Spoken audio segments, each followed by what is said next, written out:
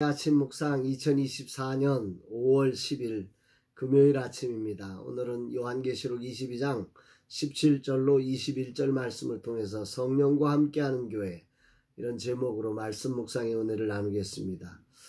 어제 목회사관학교 10주차를 마쳤습니다. 모두가 열정으로 참여하여서 진짜 목사로서의 꿈을 향해 달려오셨습니다. 여기저기 다양한 문제와 힘겨움이 있지만 그럼에도 주님을 향한 마음을 다해 달려오신 사관 생도들을 주님이 어루만져 주시기를 기도합니다. 주님 축복하옵소서. 오늘은 금요 세미나가 있고 작은 교회 신방이 있습니다. 쉽지 않은 일정을 소화하려니 영육 간의 전쟁이 만만치 않습니다. 그러나 결코 물러서지 않을 것입니다. 이날 주님 어떤 말씀으로 인도하실까? 이제 요한계시록의 마지막 부분에 이르렀습니다. 16절에 주님은 나 예수는 교회들을 위하여 내 사자를 보내어 이것들을 너희에게 증언하게 하였노라고 말씀하셨습니다. 그러니까 요한계시록은 분명 교회들을 위한 주님의 희망 메시지임을 알 수 있습니다. 오늘 본문은 이렇게 시작합니다. 17절 성령과 신부가 말씀하시기를 오라 하시는도다. 듣는 자도 오라 할 것이요 목마른 자도 올 것이요 또 원하는 자는 값없이 생명수를 받으라 하시더라. 여기 주목되는 것은 성령과 신부가 말씀하고 있다는 것입니다. 여기 신부는 교회를 말하지요. 성령과 교회가 오라고 말합니다. 함께 말씀하시는 이 장면이 저에게는 굉장히 오늘 의미 있게 다가옵니다. 교회의 첫 출발점에, 교회가 교회되는 첫 출발점에 어떤 사건이 있냐면 마가의 다락방에 성령이 임하시는 사건이 있었지 않습니까? 오늘 성경이 그 요한계시록을 마감하는 마지막 부분에 이 메시지에 성령과 교회가 말씀하고 있습니다. 그러니까 교회와 성령은 동전의 양면처럼 뗄래야 뗄 수 없는 아주 소중한 관계. 다시 말하면 교회는 성령께서 함께 하실 때 비로소 교회의 역할을 감당할 수 있다는 거죠. 성령 없는 교회는 글자나 말을 가진 논쟁과 분열만 있을 뿐입니다. 성령과 함께한 교회가 마지막 외치는 말은 그런데 뭐냐면 오라 하는 것입니다. 듣는 자, 목마른 자, 원하는 자 오라는 거예요. 분명 성령과 함께한 교회를 통해 하나님은 우리 인생들의 가람을 해결하십니다. 그곳에는 생명수가 흘러나오기 때문입니다. 그러나 여기서 분명하게 기억해야 될 것은 모두가 초청된 것은 아니라는 거죠.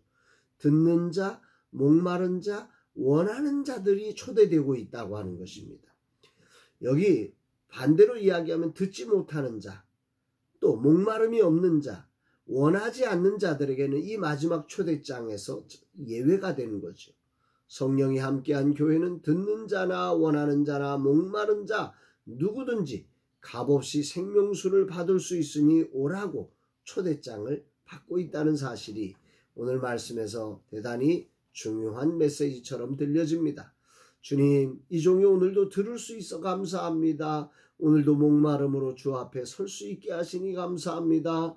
그리고 간절히 원하는 이 거룩한 마음 주셔서 감사합니다. 주님, 오늘도 거룩한 생수로 이 종을 충만하게 하시고 진정 성령과 함께하는 교회로 오늘도 사명 감당하는 자 되게 하옵소서 고백합니다. 금주간 아내는 제대로 움직이지도 못하며 허리가 아파 치료를 받고 있습니다.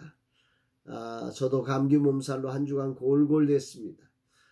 이런 오늘 새벽에 기도하는 가운데 하나님은 이것이 영적 전쟁임을 알게 하십니다. 그래서 아내에게 힘겹지만 신방을 함께 가자고 요청했습니다. 아내도 선뜻 허락해 주었습니다. 우리 모두 분명히 우리가 무엇을 하고 있는지를 알기에 이 사실을 분별할 수 있어서 감사합니다. 지금 작은 교회 신방을 하고 중보기도 세미나를 통해 영적 전쟁을 이루며 넘어진 사역자들을 일으키는 사역을 하고 있습니다. 실제로 쓰러졌던 사역자들이 놀랍게 일어나는 모습을 봅니다. 그러니 사단이 최종적으로 우리를 무너뜨리려고 공격하고 있는 것은 너무도 당연한 일입니다. 저는 개인적으로 이 자리가 매우 중요하다는 사실을 느낍니다.